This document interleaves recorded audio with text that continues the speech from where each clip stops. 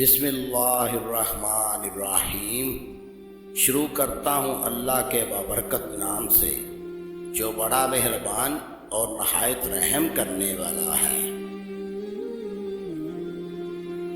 ایک یہودی حضرت علی رضی اللہ عنہ کے پاس آیا اور خباثت بھرے انداز میں پوچھنے لگا، اے امام، ہمارا رب کب سے ہے؟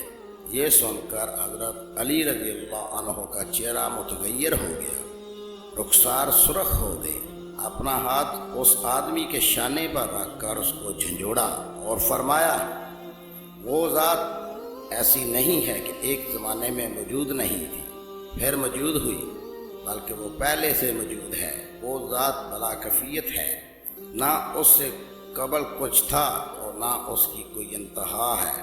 تمام انتہا اس کے سامنے ختم ہے، ہر انتہا کی انتہا ہے۔ اس آدمی نے ساری کے ساتھ اپنا سر جھکا لیا اور کہنے لگا، اے ابو الحسن رضی اللہ عنہ، آپ رضی اللہ عنہ نے سچ فرمایا۔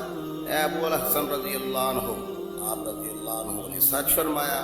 پھر اس کی آنکھوں میں آنسو رواں ہو گئے اور اس نے کہا کہ میں گواہی دیتا ہوں کہ اللہ کے سوا کوئی معبود نہیں ہے، اور یہ کہ محمد صلی اللہ علیہ وسلم اللہ کا رسول صلی اللہ علیہ وسلم ہے۔